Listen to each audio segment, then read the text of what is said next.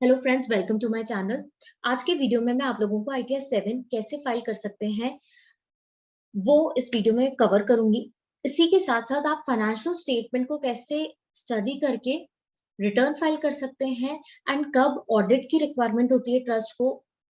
इसके साथ ही साथ अगर आप लोगों को सेक्शन 11 एंड 12 में डाउट है तो आप मुझे कमेंट सेक्शन में बता सकते हैं, सो दैट मैं उसके लिए सेपरेट वीडियो बनाऊंगी, क्योंकि सेक्शंस को एक्सप्लेन करना एंड ITR 7 को कवर करना तो बहुत लंबा वीडियो बन जाएगा। तो इसके आपको डाउट है तो उसको मैं अलग कवर करूंगी, बट जो बेसिक सेक्शंस है 11 एंड 12 के, वो कवर करना इसलिए इंपॉर्टेंट है क्योंकि विदाउट दैट आप ITR 7 नहीं समझ पाएंगे।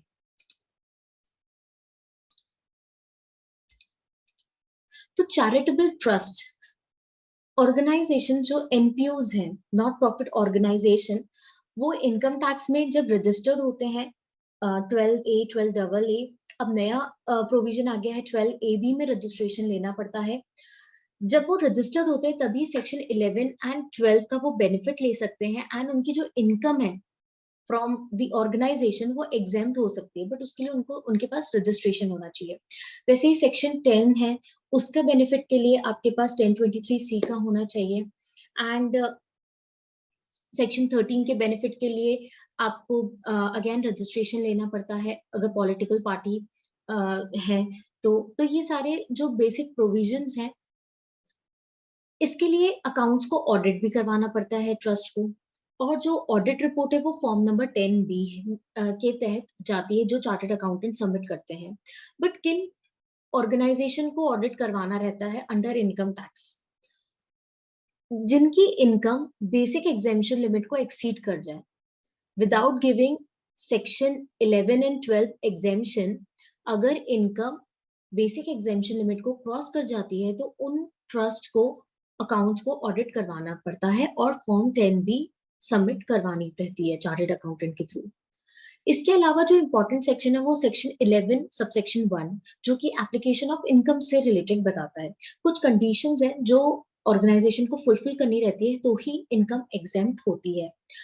उसमें ये बताया गया है कि आप एटलीस्ट 85% ऑफ द इनकम, जो डोनेशन वॉलेंट्री कॉन्ट्रीब्यूशन ये जो रिसीव होते हैं ऑर्गेनाइजेशन को, उसका जो 85% है वो अप्लाई करना पड़ता है। अप्लाई का क्या मतलब है? मींस आपको एक्सपेंस करना पड़ता है, तभी जो इनकम है वो एग्जेम्प्ट होती है। अब ये जो 85% को कैसे कैलकुलेट करते हैं ये भी मैं आपको बताऊंगी। तो जब एग्जेम्पशन क्लेम करना है सेक्शन 11 12 का, तो एटलीस्ट 85% ऑफ इनकम को अप्लाई करना जरूरी है एक चैरिटेबल ट्रस्ट को। और अगर आप 85% किसी भी साल में नहीं मीट आउट कर पाए, 85% कैसे? एक ट्रस्ट को 100 रुपीज का डोनेशन आया है तो एटलीस्ट 85 तो खर्चा करना ही है।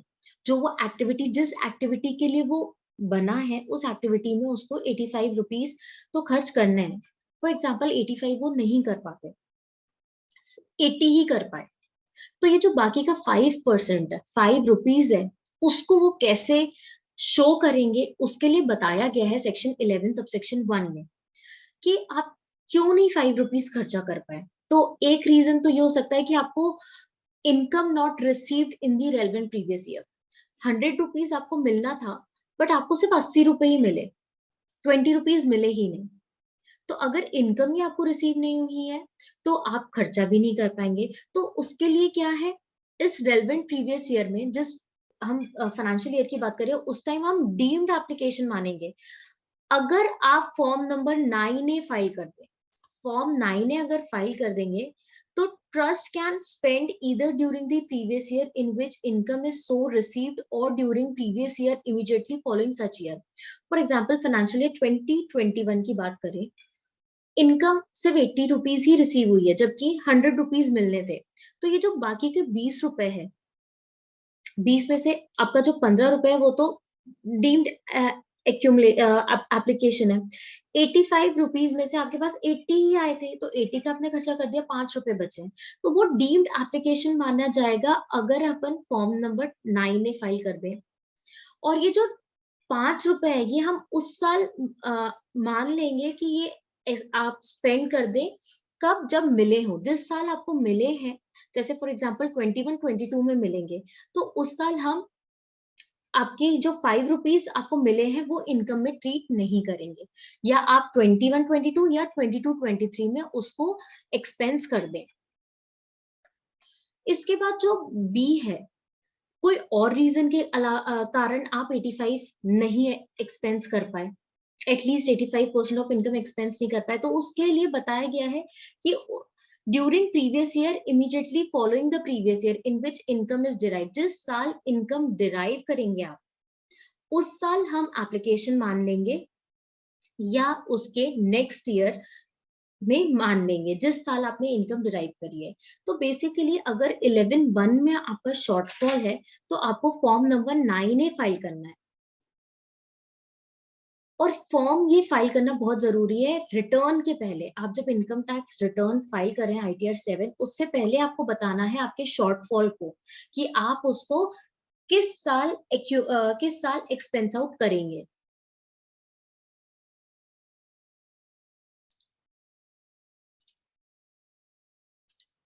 इसके बाद जो नेक्स्ट सेक्शन है 11 सबसेक्शन 2, ये एक्यूमुलेशन की बात करता है। इससे पहले हमने एप्लीकेशन की बात की थी, डीम्ड एप्लीकेशन की बात की थी, जिसमें फॉर्म नंबर 9 है आपको फाइल करना रहता है। इसके अलावा ट्रस्ट के पास एक ऑप्शन होता है कि अगर आप वो 85% मीट आउट नहीं कर पाए, शॉर्टफॉल है, तो जो बाकी का शॉर्टफॉल है वो एक्यूमुलेट कर सकते हैं या सेट अपार्ट कर सकते हैं फॉर फ्यूचर ईयर, जिसमें उनको 5 साल तक का एक्यूमुलेशन का टाइम मिलता है। Where 85% of income is not applied to charitable or religious purpose, it may accumulate or set apart for future which shall not exceed 5 years. इसके लिए अगर आप accumulation 5 साल के लिए कर रहे हैं तो उसके लिए आपको फॉर्म नंबर 10 फाइल करना जरूरी है, और वो भी रिटर्न से पहले पहले। The accumulated money should be invested in security or fund mention under section 11(5). 11(5) में कुछ सिक्योरिटीज और बताए हैं कि आप कहाँ कहाँ ये पैसे रख सकते हैं, जैसे FD के फॉर्म में रख सकते हैं जो आपने एक्यूमुलेट करके रखे हैं, और आप उसको 5 सालों के अंदर अंदर आपको उसको अप्लाई करना है, मतलब एक्सपेंस इनकर करना है। और एक्सपेंस किसकी बात करें?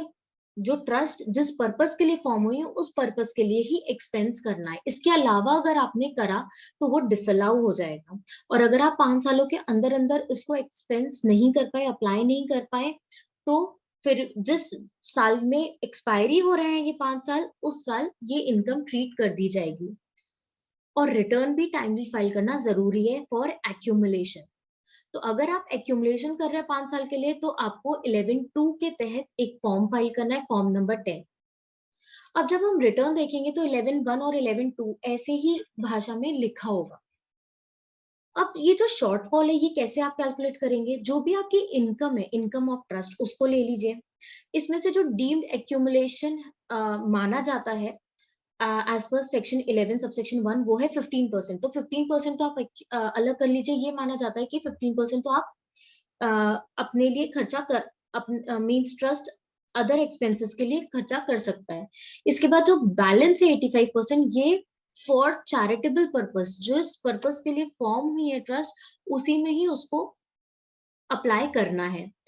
इसके बाद आप कंपेयर करेंगे जो बैलेंस 85% आया है, एक्चुअल यूटिलाइजेशन, आपने एक्चुअली कितना यूटिलाइज किया है एक साल में, जिस साल आपकी इनकम, और फिर आप दोनों में से माइनस करेंगे तो जो शॉर्टफॉल है उसको आप एक्यूमुलेट कर सकते हैं, या फिर 11(1) के तहत है शॉर्टफॉल की आपको इनकम रिसीव नहीं हुई है, तो जिस साल इनकम रिसीव होगी उस साल आप उसको अप्लाई बता देंगे। तो ये बेसिक प्रोविजंस थे। इसको डिटेल में समझना है तो आप मुझे कमेंट सेक्शन में बता दीजिएगा, मैं इसके लिए सेपरेट वीडियो बता दूंगी, जिसमें आपके जो डेफिनेशन है चैरिटेबल पर्पस किसको बोला जाता है ये भी मैं समझाऊंगी। इसके बाद हम देखते हैं अकाउंट्स। अकाउंट्स में बैलेंस शीट बनती है, इनकम एक्सपेंडिचर बनता है। इनकम एक्सपेंडिचर भी आपको प्रोजेक्ट वाइज बनाना रहता है, प्रोजेक्ट ग्रांट जो आई है, फिर project expenses, other than project grant कौन सी आई है, उसके रिलेशन में आपके कौन से प्रोग्राम एक्सपेंसेस है, ऑर्गेनाइजेशन। इसके बाद आपको एक रिसीट पेमेंट बनाना मस्ट है। हर एक ट्रस्ट को रिसीट पेमेंट बनाना मस्ट है, क्योंकि इसी बेसिस में आपके 10B भी जाता है और ITR 7 भी जाता है। एंड अब मैं आपको बताती हूँ एक्यूमुलेशन कैसे कैलकुलेट हो सकता है। तो टोटल रिसीट्स आपकी कितनी है ये आप अपने रिसीट्स एंड पेमेंट से उठा सकते हैं। आपकी जो भी रिसीट है उसको आप ले लीजिए, उसका 15% माइनस कर दीजिए। ये 15% हम इसलिए कैलकुलेट करें क्योंकि ये वाला पोर्शन भी इनकम टैक्स रिटर्न में जाता है। इसके बाद जो बैलेंस 85% है उसको आपको आपके एक्सपेंसेस से कंपेयर करना है। एक्सपेंसेस जैसे इस केस में 15,24,00,000 आ रहे हैं, 15,24,586, बट इन एक्सपेंसेस में क्रेडिटर्स और डेटर्स भी होंगे जिसको आपने एक्चुअली पेमेंट नहीं किया है, वो आउटस्टैंडिंग है, तो उसको आपको ऐड करना है। मतलब जो ये एक्सपेंस 1524 है इसमें हम माइनस करेंगे, तो जो एक्चुअल यूटिलाइजेशन है वो आ जाएगा जो आपने एक्चुअली एक्सपेंस आउट किया है। तो 1196 आता है, हम इसको आप 85% से कंपेयर करेंगे तो शॉर्टफॉल आएगा 31,107 का। अब ये एक ऑप्शन है कि आप इसको 5 सालों के अंदर अंदर यूटिलाइज कर सकते हैं, तो फॉर्म 10 फाइल होगा।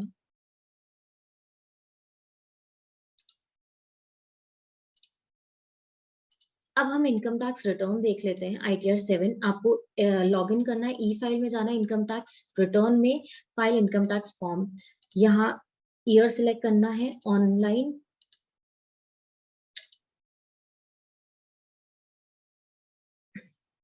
अब आपको कौन कौन से शेड्यूल्स इंपॉर्टेंट है, अगर आप चैरिटेबल ट्रस्ट है, पब्लिक चैरिटेबल ट्रस्ट, तो जनरल वाले तो मैंडेटरी है।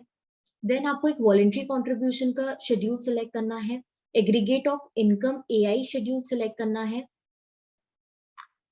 ये दो शेड्यूल इंपॉर्टेंट है। और एग्जेम्पशन के लिए आपको शेड्यूल I की जरूरत पड़ेगी अगर आपका 11(2) में एक्यूमुलेशन है।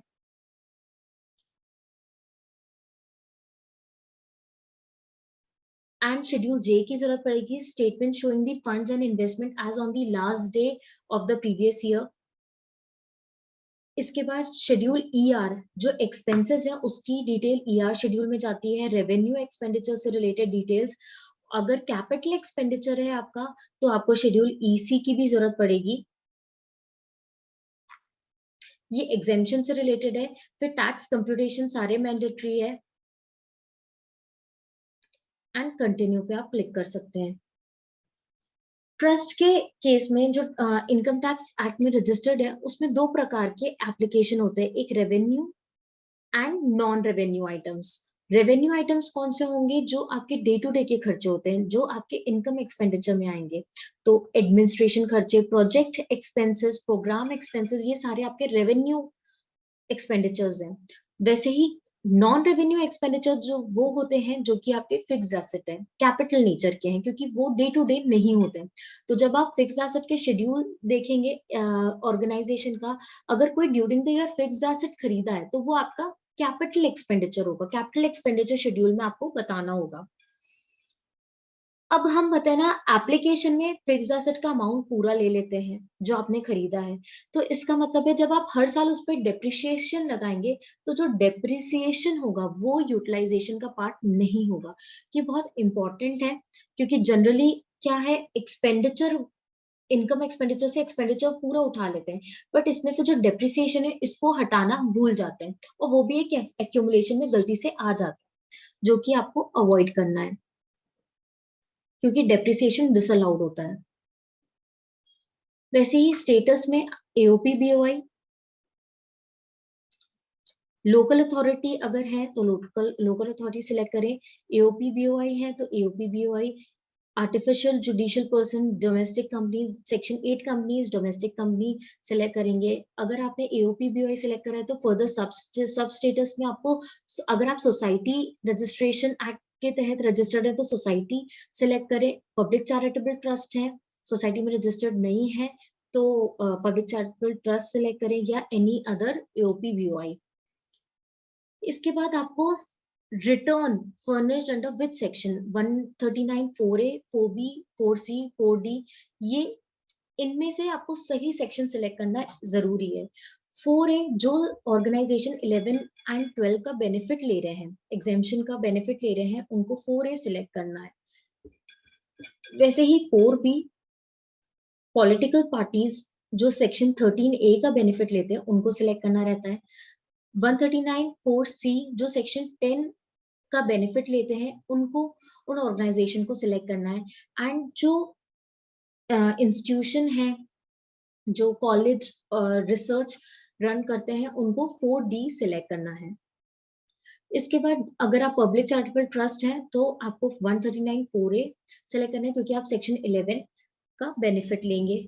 एंड जब आप ड्रॉप डाउन में देखेंगे तो आपको 11 का ही आएगा। आप वैसे 139(4B सिलेक्ट करते हैं तो आपको 13B का बेनिफिट आ जाएगा। क्यों? और अगर आपने गलती से जैसे स्टेटस जो सिलेक्ट किया उसके अकॉर्डिंगली आपने अगर रिटर्न फर्निश्ड अंडर सेक्शन नहीं सिलेक्ट करते हैं तो ये मिसमैच का एरर आ जाता है। ये इस साल से, क्योंकि ये नया पोर्टल है, तो ये इतना हमें बेनिफिट प्रोवाइड कर रहा है कि हम सही सेक्शन सिलेक्ट करें, अदरवाइज ये डिफेक्टिव रिटर्न की कैटेगरी में आ जाता है। इसके बाद आपको प्रोजेक्ट या इंस्टीट्यूशन जो ट्रस्ट के तहत रन हो रहे हैं उसकी डिटेल बताना रहेगा, जिसमें आपको name of the project, nature of activity and उसके अंदर क्लासिफिकेशन। नेचर ऑफ एक्टिविटी में चैरिटेबल और religious, research, new agency, professional body, trade union, political, electoral trust, others, इतने का ऑप्शन है।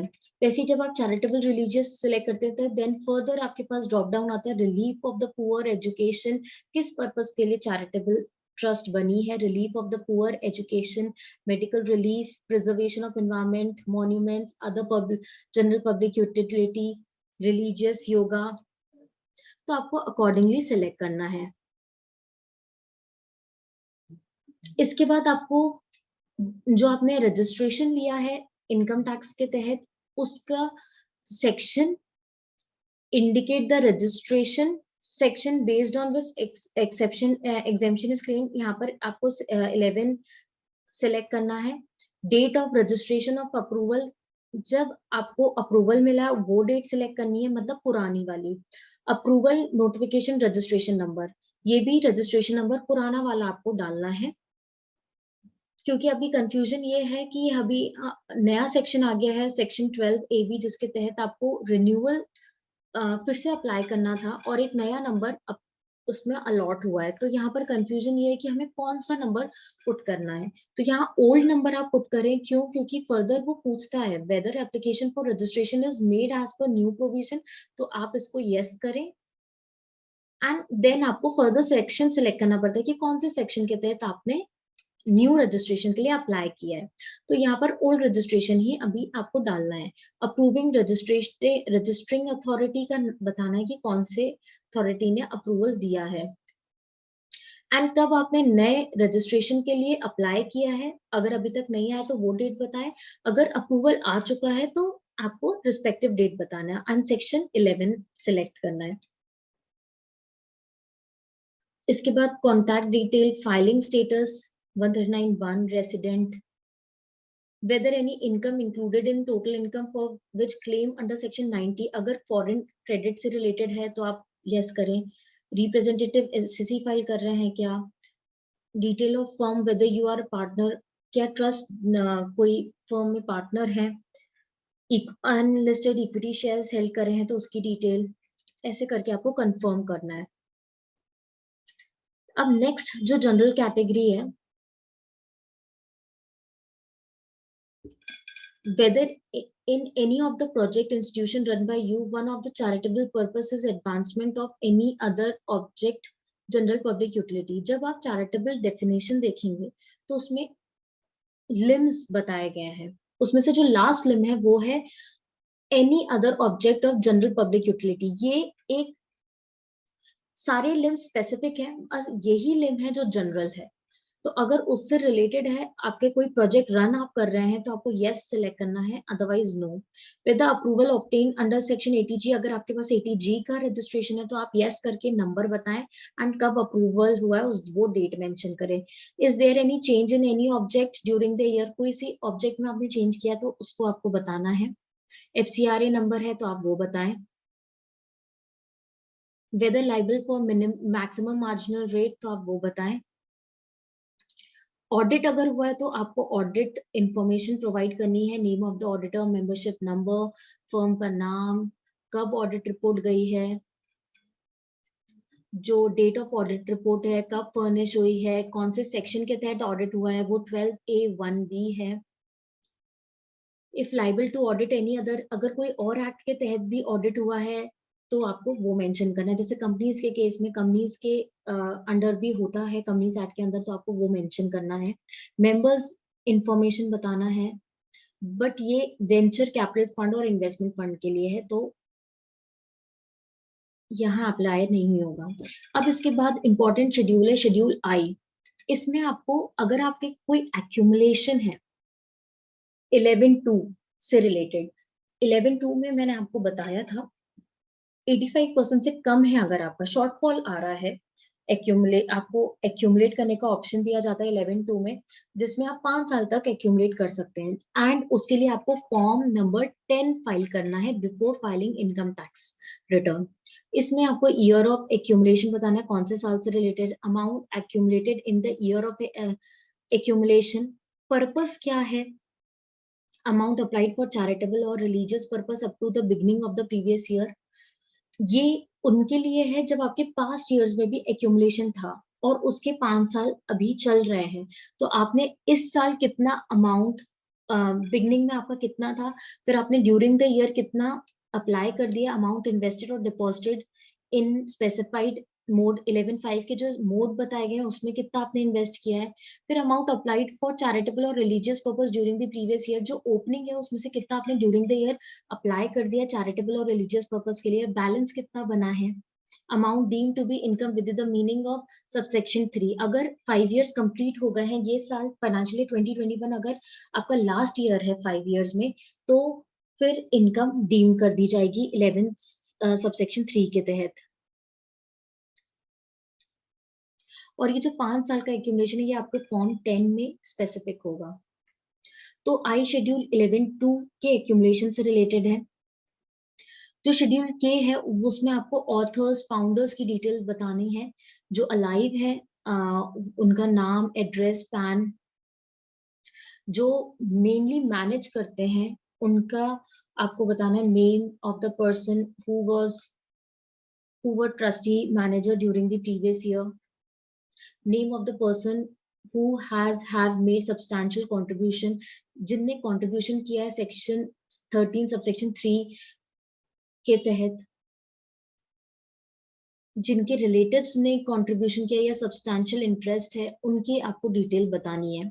इन सब के लिए आपको सेक्शन की नॉलेज होनी चाहिए।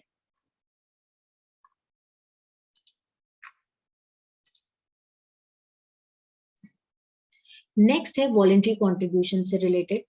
ये बहुत इंपॉर्टेंट है। जो भी आपके रिसीट एंड पेमेंट आपने बनाई है, उसमें जो रिसीट साइड आपके डोनेशंस रिसीव हुए हैं, whether it relates to corpus fund, other than corporates में गवर्नमेंट से रिलेटेड कितना आया है, सीएसआर फंडिंग कितनी आई है, या अदर कोई स्पेसिफिक ग्रांट्स कितने हैं, एंड अदर डोनेशन कितने हैं। प्रोजेक्ट ग्रांट्स है, प्रोजेक्ट वाइज आपको मिले तो वो अदर स्पेसिफिक ग्रांट्स में आ जाएगा, एंड जो नॉन स्पेसिफिक ग्रांट्स है वो आपके अदर डोनेशन में आ जाएंगे। तो आपको रिसीट्स एंड पेमेंट से ये अमाउंट उठाना है।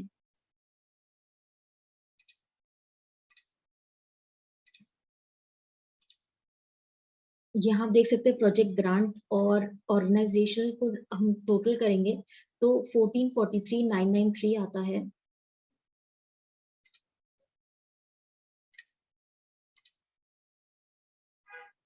तो 1443,477 तो हमारे लोकल उसमें आ जाएगा, एंड बाकी का जो है आपके एआई शेड्यूल में आएगा, क्योंकि उसमें बैंक इंटरेस्ट भी है। तो एआई शेड्यूल कौन किससे रिलेट करता है, aggregate of income derive during the previous year excluding voluntary contribution. Voluntary contribution के अलावा आपके रिसीट फ्रॉम मेन ऑब्जेक्टिव है, मतलब इसमें आपके कमर्शियल एक्टिविटी की भी आएंगी, receipt from incidental objective, rent, commission, dividend income, ये सब कमर्शियल नेचर के हैं। इन इंटरेस्ट इनकम, एग्रीकल्चर इनकम, ये आप जब आप जब चैरिटेबल पर्पस की डेफिनेशन देखेंगे तो उसमें बताया गया कि 20% से ज्यादा नहीं होना चाहिए, 20% ऑफ डोनेशन से ज्यादा कमर्शियल रिसीट्स नहीं होनी चाहिए। तो आपकी जो इनकम है, रिसीट्स एंड पेमेंट में इनकम वाले जो शेड्यूल है वो दो है, एक वॉलेंट्री कॉन्ट्रीब्यूशन, एक एग्रीगेट ऑफ इनकम। इसके बाद जो दो इंपॉर्टेंट शेड्यूल है जो एक्सपेंडिचर एक्सपेंसेस से रिलेटेड, जिसमें आपको अप्लाइड की इंफॉर्मेशन देनी है, वो है शेड्यूल ईआर एंड ईसी।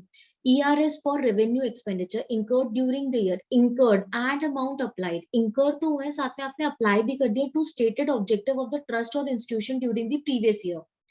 ये आपके रेवेन्यू अकाउंट नेचर के हैं, जिसमें आपके एस्टैब्लिशमेंट एंड एडमिनिस्ट्रेटिव एक्सपेंसेस आएंगे, जो कि रेंट है, ये सब आपके एक्चुअल होने चाहिए, अक्रूवल बेसिस नहीं।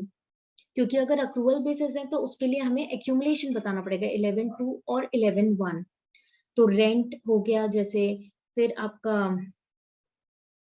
कन्वेंस, ट्रैवलिंग, ये सब एडमिनिस्ट्रेशन के खर्चे आएंगे ए ए पॉइंट में। बी पॉइंट में आपके expenditure on object of trust और इंस्टीट्यूशन, जिसमें हमने जब जनरल 1 वाले शेड्यूल में देखा था कि हमें प्रोजेक्ट के बारे में इंफॉर्मेशन देनी है कि ट्रस्ट के अंदर कौन से प्रोजेक्ट या इंस्टीट्यूशन रन हो रहे हैं। उसमें भी आपने जो पर्पस सिलेक्ट किया था वो सेम इसी से रिलेटेड है, क्योंकि ये चैरिटेबल पर्पस की जो डेफिनेशन आप देखेंगे तो यही लिम्स हैं।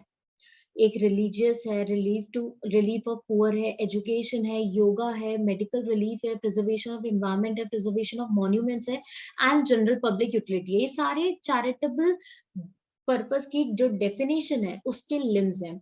अब जो ये फर्स्ट पॉइंट है डोनेशन, डोनेशन यहाँ इसका ये मतलब है कि अगर ट्रस्ट ने किसी और ऑर्गेनाइजेशन एनपीओ को डोनेशन दिया है for for doing some activity, तो जो डोनेशन दिया है वो अमाउंट आएगा।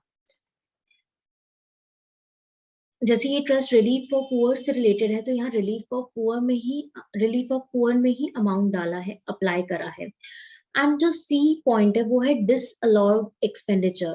कुछ बैड डेट्स हैं अगर इनकम एक्सपेंडिचर में, प्रोविजंस है, donation forming part of corpus funds है, कॉर्पस फंड है, तो आपको यहाँ पर अमाउंट उसको बताना है। देन ई वाला जो पॉइंट है, source of fund to meet revenue expenditure. कौन कौन से सोर्सेस हैं जो कि रेवेन्यू एक्सपेंडिचर का आपने मीट आउट करा है। Income derive from property income earn during the previous year, in income deemed as application in any preceding year under clause 2 of explanation 1 of section 111(1). ये क्लॉज ये बताता है कि आपने प्रीवियस प्रीसीडिंग ईयर्स में deemed application कर दिया है। जैसे मैंने आपको स्टार्टिंग में 11(1) समझाया था कि इनकम किसी साल में नहीं मिलती, 100 रुपीज की हमें इनकम थी, उसमें सिर्फ 80 रुपए मिले, 20 रुपीज नहीं मिले, तो उस साल 100 अप्लाई माना जाएगा। अगर जो ये 20 रुपए हैं वो जिस साल मिले हैं उसी साल आप एक्सपेंस आउट कर दो या नेक्स्ट ईयर में एक्सपेंस आउट कर दो। फॉर एग्जाम्पल फाइनेंशियल ईयर 1920 की अगर बात करूँ, 1920 में आपको ये 20 रुपए नहीं मिले, बट 20 रुपए डीम्ड एप्लीकेशन मान लिए गए थे 1920 में। अब ये जो 20 रुपीज मिले हैं ये आपके 2021 में मिलते हैं, और 2021 में आप इसको खर्चा कर दें 10 रुपए, और 21-22 में 10 रुपए खर्चा करते हैं। अब ये जो 20 रुपए आपके हमने माने थे 1920 में अप्लाइड, वो आपने जिस साल आए उस साल या इमीडिएटली नेक्स्ट ईयर में एक्सपेंस आउट कर दिए, तो इस वजह से वो इनकम का पार्ट नहीं माना जाएगा, वो डीम्ड एप्लीकेशन 1920 में ही मान लिया गया था। तो उसके लिए 1920 में 9A फाइल किया होगा फॉर्म, तभी डिपार्टमेंट को पता चला होगा कि ये डीम्ड एप्लीकेशन है। तो ऐसी जो इनकम है वो आप माइनस कर सकते हैं। Income of earlier year up to 15% accumulated, जो पहले सालों के जो 15% एक्यूमुलेशन है उससे अगर आपने खर्चा मीट आउट करा है तो वो आप यहाँ पर माइनस कर सकते हैं। ऐसे करके total amount applied during the previous year revenue account में पैसे आ जाएंगे। ये आपका जो अमाउंट है ये आपके इनकम रेवेन्यू एंड पेमेंट से मैच हो जाएगा।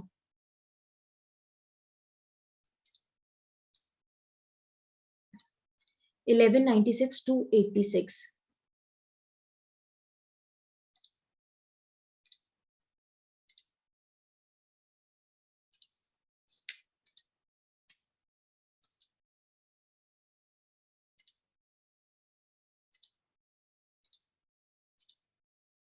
जब हम पेमेंट साइड का टोटल करेंगे तो 1196 टू 86, 1196 टू 87, तो ऐसे आपका ईयर शेड्यूल भी कंप्लीट हो गया। अगर आपके केस में फिक्स एसेट भी परचेज हुआ है तो आप इसी शेड्यूल में उसको बता सकते हैं। Addition to capital work in progress for which exemption under section 11(1)(a) has not been claimed. अगर कुछ कैपिटल वर्क इन प्रोग्रेस चल रहा है, कुछ कंस्ट्रक्शन हो रहा है, तो आप उसमें जितना भी आपने एडिशन किया ड्यूरिंग देयर उतना बताएं, या आपने अलग से कोई कैपिटल फिक्स एसेट एक्वायर किया है तो जो एक्विजिशन कॉस्ट है वो आप सेकंड पॉइंट में बताएं।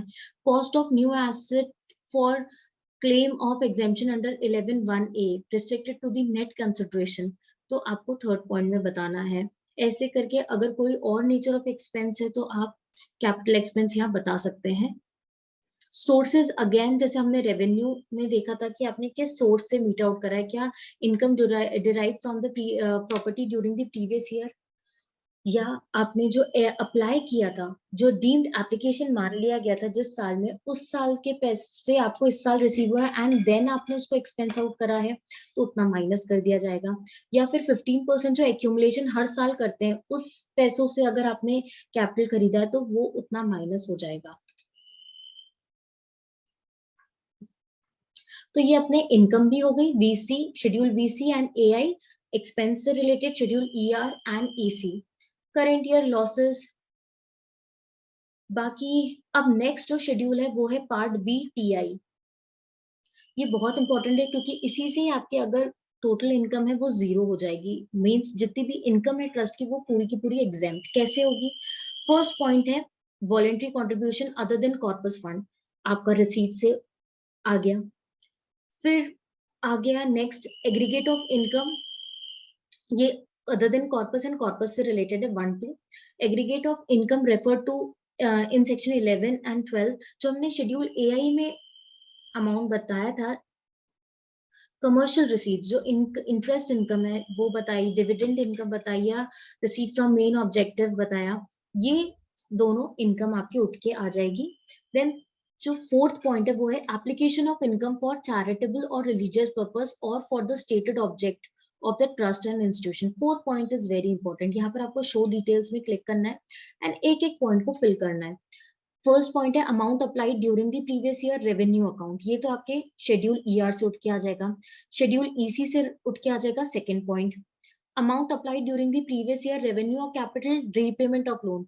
लोन से रिलेटेड आपने अगर लोन आपने लिया है एंड देन एक्सपेंस किया है, अप्लाई किया है, तो जब आप रीपेमेंट करते हैं तब उसका एप्लीकेशन माना जाएगा। ये फाइनेंशियल ईयर 21-22 से बहुत इंपॉर्टेंट चेंज आया है, ये मैं आपको सेपरेट वीडियो में बताऊंगी। अगर इससे रिलेटेड आपको डाउट है तो आप मुझे कमेंट सेक्शन में बता सकते हैं। ये बहुत इंपॉर्टेंट है क्योंकि अब ये एक्ट में लेकर आ गए हैं, प्रोविजंस इसके बना चुके हैं कि कब एप्लीकेशन माना जाएगा अगर आप लोन से खर्चा कर रहे हैं तो। फोर्थ पॉइंट है amount deemed to have been applied during the previous year as per clause 2 of explanation to section 11(1). ये जो स्टार्टिंग में मैंने आपको बताया है 11(1) से रिलेटेड जितना भी आपका एक्यूमुलेशन है, आपको इनकम नहीं मिली है तो डीम्ड एप्लीकेशन माना जाएगा। बट शर्त है जिस साल आपको इनकम मिलेगी उसी साल आपको उसको खर्चा कर देना है या उसके नेक्स्ट ईयर खर्चा कर देना है। उसके लिए आपको फॉर्म 9A फाइल करना इंपॉर्टेंट है, यहाँ पर बोल भी रहे हैं। अगर 11(1) से रिलेटेड आपका एप्लीकेशन है, डीम्ड एप्लीकेशन है एंड आपने फॉर्म 9A फाइल किया है, यस करके डेट बता दीजिए और अमाउंट कितना ये बता दीजिए, ये फोर्थ पॉइंट में है। बट अगर आपका एक्यूमुलेशन है 11(2) का तो वो नेक्स्ट पॉइंट में कवर होगा। फिफ्थ पॉइंट में तो 15% से रिलेटेड है कि जितनी भी इनकम है 1 और 3, 1 पॉइंट वॉलेंट्री कॉन्ट्रीब्यूशन एंड 3, इन दोनों को ऐड करके जितना 15% आता है वो तो आपका डीम्ड एक्यूमुलेशन है, तो वो अमाउंट लिख लीजिए। इसलिए मैंने जो एक्सेल शीट में आपको बताया था स्टार्टिंग में कैलकुलेशन, वो इंपॉर्टेंट है। सबसे पहले आपने रिसीट्स पेमेंट से इनकम ले ली, फिर 15% कैलकुलेट किया, तो यहाँ वो बता रहे हैं अमाउंट एक्यूमुलेटेड और set apart for application to charitable और रिलीजियस पर्पस और for the stated object of the trust और institution to the extent it does not exceed 15% of the income. यहाँ अगर ये आपको भाषा समझ नहीं आई क्योंकि ये एक्ट की भाषा है, तो लास्ट में उन्होंने ब्रैकेट में हिंदी में मतलब कि आसान भाषा में भी लिख दिया है कि restricted to the maximum of 15% of 1+3 above for 12A और 12AA। अगर जो ऑर्गेनाइजेशन 12A में रजिस्टर्ड है तो वो 15% तक कर सकते हैं, 1023C है तो उनको 1+3 अबव का लेना है। तो 15% ऑफ द इनकम 216,599 ये अमाउंट लिख दिया आपने, ये डीम्ड एक्यूमुलेशन है। फिर नेक्स्ट जो पॉइंट है sixth amount in addition to amount referred to in 4 in addition 9A में आपने डीम्ड एप्लीकेशन तो बताया ही बताया, इसके साथ में अगर आपका एक्यूमुलेशन भी है 11.2 का, accumulated or set apart for specified purpose if all the condition in section 11.2 or and 11.5 11.2 क्या कहता है accumulation, 11.5 क्या कहता है कि कैसे accumulate करना है, किस मोड में आपको पैसे रखने हैं, एफडी के रूप में, सेविंग, करंट, ये सारी चीजें आपको 11.5 में पता चलती है। या फिर third provision to section 1023C बताता है, तो इसके लिए आपने शेड्यूल आई फिल करा होगा, बट आपको अपने हाथों से यहाँ लिखना पड़ेगा। 31,107 है अपने केस में। एंड यहाँ वार्निंग भी बताया गया है, पोर्टल इतना अच्छा बना है कि आप ITR 7 में आपको हेल्प भी कर रहा है। Please file form 10 within the due date of filing return of income to claim exemption under section 11.2। Schedule I and J of ITR 7 may also be appropriately filled। ये सारी चीजें पहले नहीं होती थी, इसलिए डिफेक्टिव रिटर्न आ जाता था, बट अब इन्हें ये वार्निंग भी दे दी कि आपको यहाँ पर अमाउंट आप जो बता रहे हैं एक्यूमुलेशन का, उसके साथ साथ आप फॉर्म 10 भी फिल कर दें एंड शेड्यूल I और J भी फिल कर दें, क्योंकि I और J में एक्यूमुलेशन बताना पड़ता है current year and previous year से रिलेटेड। नेक्स्ट जो है amount eligible for exemption under section 11(1)(c)। अगर 1C मींस कि स्पेसिफिकली बोर्ड अप्रूवल लिया है, 5 इयर्स भी खत्म हो गए उसके बाद भी आपको अप्रूवल लेना पड़ा, तो अप्रूवल नंबर एंड कब अप्रूव हुआ और कितना अप्रूव हुआ है ये अमाउंट बताना है। ये सब जब आप बताएंगे तो जितनी आपकी इनकम है उतना ही आपका एक्सपेंस, मतलब एप्लीकेशन की डिटेल आ जाएगी, whether it is in form of application under section 11 और डीम्ड एप्लीकेशन अंडर सेक्शन 11(1) और एक्यूमुलेशन अंडर सेक्शन 11(2)। ऐसे करके आप जो आपके टोटल है वो जीरो हो जाएगा, टोटल जीरो हो जाएगा। एंड देन इसके बाद आपके जो ग्रॉस टोटल इनकम है 14 पॉइंट में, ये भी जीरो हो जाएगी। अगर यहाँ अमाउंट बच रहा है तो आप इसका ध्यान दें, क्योंकि जो भी अमाउंट बचेगा उस पर टैक्स लगेगा।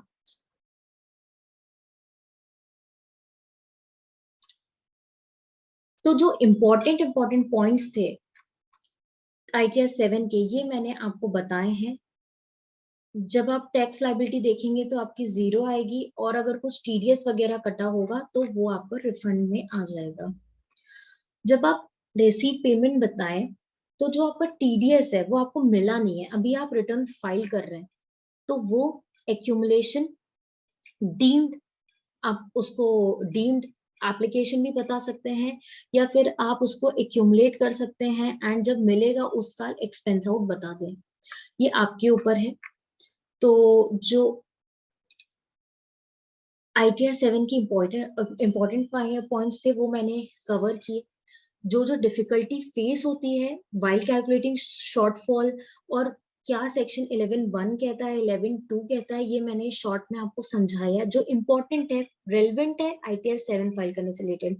बट आपको इन सेक्शंस में अगर डाउट है तो मैं उसके लिए एक सेपरेट वीडियो भी बना दूंगी, बट आप मुझे कमेंट सेक्शन में बताइएगा। इसके अलावा भी आपके डाउट्स हैं तो आप मुझे बताइएगा।